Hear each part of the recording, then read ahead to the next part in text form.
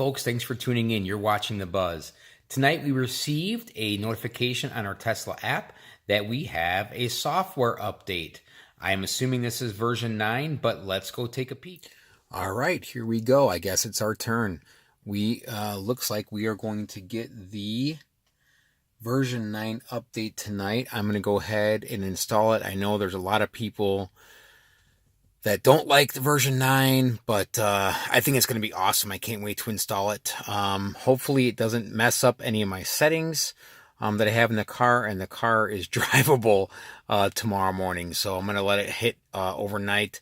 I'm going to change it to 1 o'clock just so it has enough time to do its thing, because I'll be heading out tomorrow morning around 5, and I just want to make sure that it's all good to go. So awesome. Looks like we're going to get version 9 in about 45 minutes to install. Sorry about the reflection back at you folks. But this is the new version of your Tesla Model 3 software. Schedule installation. Install now or close the window to postpone.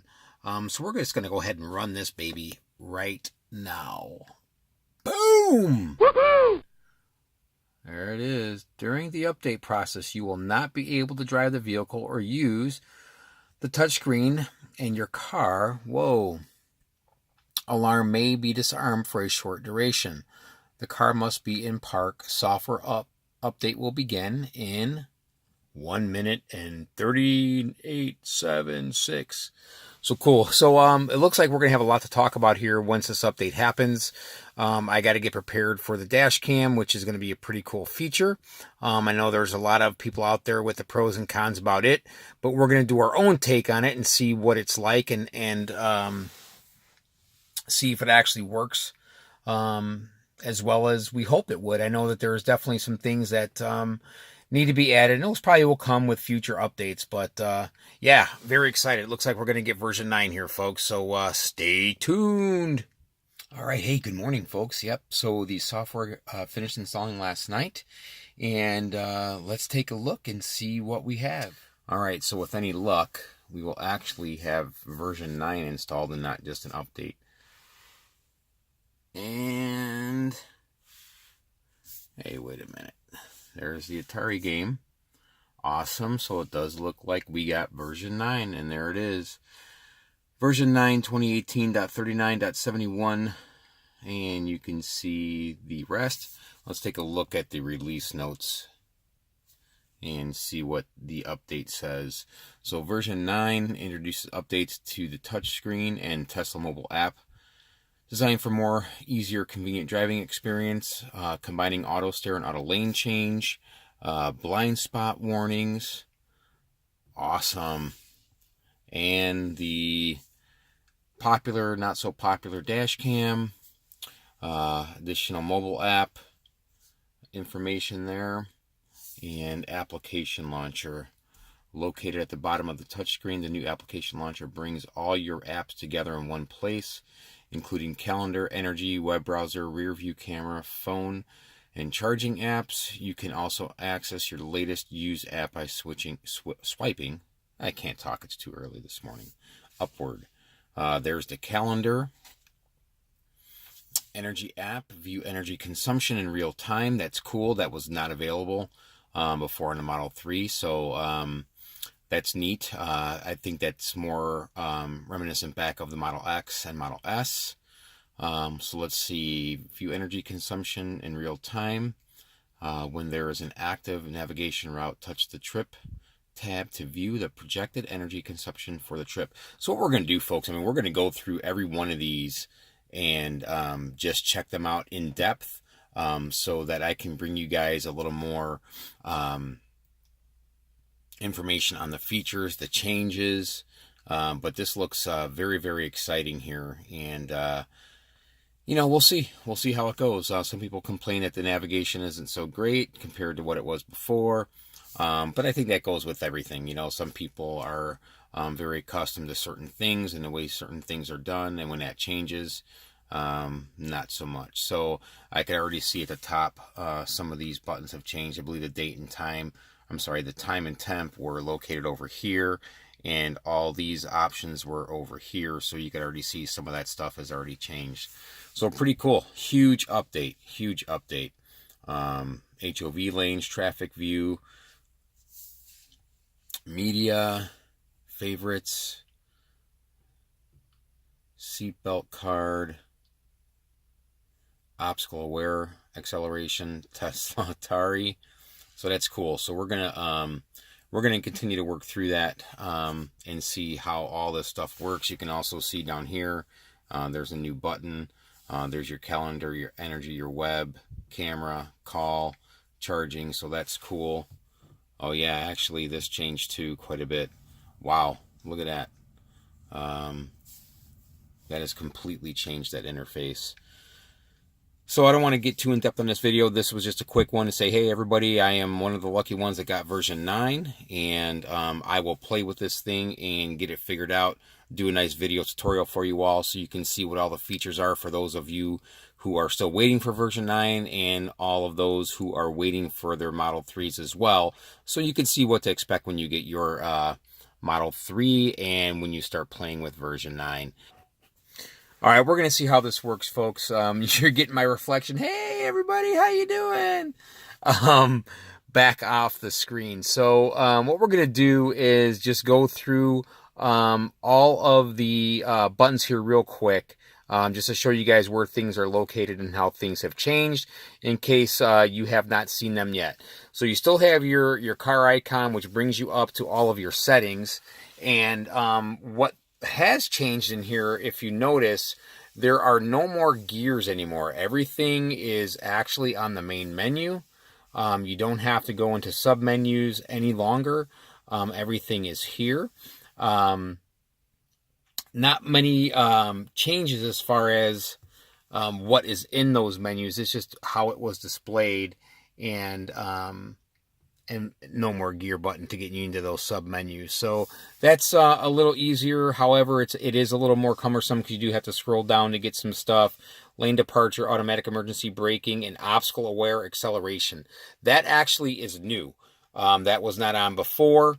So we'll still up for debate. If you hit this, obstacle aware acceleration is automatically limits your acceleration if an obstacle is detected in front of your vehicle while driving at low speeds. I think that sort of well, let me get a focus there. Come on, camera. Was always the case. I don't think that I thought it always did that. So maybe I'm wrong. So again, not having to drill down into multiple menus, it's all here. Summons, auto beta, auto steer in beta. That's still the case. Navigation, that was not on here before. So there's a couple new things here. Trip planner, that's in a beta. And it adds stops at superchargers if charging is needed to reach your destination, which really that was always part of the navigation. Anytime you did that and planned a route, it would take you to the supercharger that you needed to stop at during your travels. Online routing generates optimal routes and takes real-time traffic conditions into account while navigating. That's cool. I don't think that was on there before. As a matter of fact, I know it wasn't on there before. And it will reroute if it saves more than 10 minutes. And then there's some additional options here. Avoid ferries. Yeah, we definitely want to do that. Avoid tolls and use HOV lanes. And I think that is strictly for California. Safety and security. Pretty much the same thing here. You set your alarm, cabin overheat protection, allow mobile access. That was in one of my earlier videos. How to make sure you can use your mobile app. I'll post that up here somewhere. And then service. Same thing here, headlights, towing, factory reset, so on and so forth. So that's pretty much how that menu has changed. Certainly navigation. It's not going to let me navigate home. Does appear here. I think I have a snapshot of that earlier on, so I'll get that back up here. Music is totally different. You have your radio. It's organized on both ends of the floor. Woo! A little loud here. Your streaming services are all here instead of tapping an icon, which is sort of nicer to have it this way. And then any music here is another search function you have. And then your your other options here down below. So that is a little bit different. I wish they added some other features like, I don't know, Pandora and some of the other cool things. Yes, I know you can stream it from your phone, but I don't want to use my data. So that's the radio. And you can see up here, your time is now on this side of the screen instead of in the middle. Your easy entry or your programmable seats are on that side, as well as your home link and your centered northwest direction up here is over on that side of the screen as well. So if I come up here, there's another new button next to the audio. And this brings up a handful of little features here. Your calendar, which, oh, hey, tonight I have to give my dog his heartworm medication. So that is cool. So it'll show your events. I think, oh, that's actually tomorrow. So today there's no events. That's tomorrow. So that actually is pretty handy. I actually do enjoy that and like that. And you can set some other things here. When to show your calendar upon entry, and how you want to view that. So that's pretty neat. And obviously it is syncing to my phone. Oops, sorry folks. It says Galaxy S9. I don't know why I'm having such a hard time focusing here. So let's bring back up that menu, and you can see your energy now, your energy consumption. You can do it based on consumption or trip. If you are traveling somewhere, and it'll give you that. We're going to go in more detail about this and break this down a little bit more to get you guys some good information on what it all means. There's some additional tabs down here, how often you want it to refresh. Do you want it instant or average? So that actually is nice, and a lot of people complain about that, especially if they were from an S. We didn't obviously have this in the 3, so that's pretty cool. So back to this menu.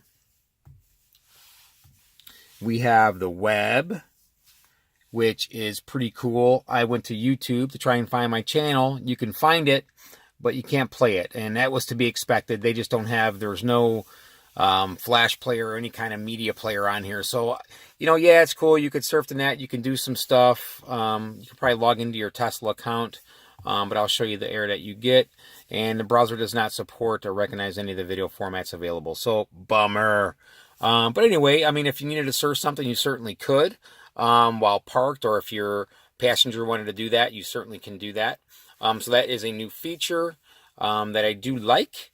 And then here, of course, you have your camera. Hey, slow down, people. Kids are outside playing, which is nice. That was always there. Charging, same thing, just in a different location now. And then the last is your call and your contacts there. But so that's sort of the new features there on that button and how they separated it. And if you just look down here, this has all changed a little bit. Things were moved around. But there's one thing that I do not like is the heat and the heat and cooling controls. It has a very, very cool graphical user interface here, but it's not very practical. And let me show you why, if I can get you from my perspective. So if I'm driving, now I have all these controls that I need to get to sort of behind the steering wheel, and I can't really, see that. So it definitely is blocking my view. So I sort of have to look over, if you will, and then touch whatever I want to touch here to make that happen. They did a nice job on the interface, and I'm just going to show you here. And here's the bummer. After this update, my heat stopped working again. So I gotta call them and find out what's going on. I'll let it sit tonight again, and I'll post that video up here somewhere. That my heat stopped working before, and now it stopped working again. So I don't know if it's just the upgrade to V9. But the next morning it did come back on. And I know there's some tips and tricks on how to get that fixed. I'm not going to go into that in this video, but I did want to show you this. So here's your fan here in the middle. And then here are your selections here to choose what you want. If I put it on the face, you could see how all the stuff comes out. It's a little bit different than before. You don't have the squeeze and pinch or separations. You can see the little icons moving there as I'm separating the air and if I'm putting it down or up. So, I mean, yes, it is very, very cool, the interface, but it's a little difficult to get to these controls. And then for the back and for AC, they're all the way over on this side of the screen. So literally, if I'm sitting here driving, I have to stretch over to touch those. And I don't really care for that. And then here's the other thing. If you happen to miss see, it just happened. If you happen to miss either decreasing or increasing your fan, anywhere you touch on this screen is going to move the direction of the air you want to have blowing. So you have to be very precise to make sure you hit your plus and minuses, or if you come off slightly, see that? And that's not even that far away. It's moving that. So I just don't like, I mean, yes, very, very cool GUI, looks awesome, but I don't know if it's really that practical. I did prefer when everything popped up right here in the middle, and I was just able to quickly, change everything that I wanted to change, and, had the separators here, was very easy to use. I think it was placed correctly. And then lastly, in this is your heated seats. So you can certainly turn them all on, whatever you want to do. The one cool feature that they did add is an all off. So I don't have to sit here and hit every seat, which was sort of a pain in the neck. But it is what it is. And that's sort of where we are with the HVAC unit in the car. We can turn that off, and that's sort of how it goes. But yeah, so there you have it. There are some updates on V9. The other big thing that I wanted to tell you guys is, and I'm just going to post it up here, run this video clip, is that I'm not really sold on the autopilot. I'm a little nervous because as I was driving, there were cars that were showing in a lane that were just, basically on top of me, bumping into me, and I just don't know how autopilot's going to react to that. So I did play with it a little bit, but was a little nervous to just let it continue on for very long, as I wasn't sure what was going to happen. So more news and updates on that. But hey, I just wanted to say thank you for tuning in. And if you have not done so, please consider subscribing, smash that like button. And also, if you are interested in any Model 3, Model S, or Model X accessories, check out Abstract Ocean. They have a ton of stuff to offer you. I have purchased already a handful of things from them, installed them, which we'll get to that video here in the next week or two. And we'll show you guys that. But if you go ahead at checkout, and if you use the coupon or the code word THEBUZZ, you will get 15% off of your next order. And lastly, if you are considering buying that mid-range Model 3 that we talked about the other day, and I'm going to post that video up here as well, please feel free to use my referral code. You'll get $100 off of supercharging, which is not a great deal like it used to be, but it actually will last you quite a long time, especially if you're doing most of your charging at home. So you get a free $100 in your pocket, and you help out the channel and get us closer to getting some referrals and some prizes that way. So thank you very much, folks, for tuning in, and please feel free to comment down below. I'd love to hear what your comments are about version 9. If you are running it, are you feeling the same as I am? Are you skeptical on some of the things? It almost seems like it's not quite beta. It's a little bit past beta, but not quite ready for prime time. So please let me know your thoughts. Have a great day, folks.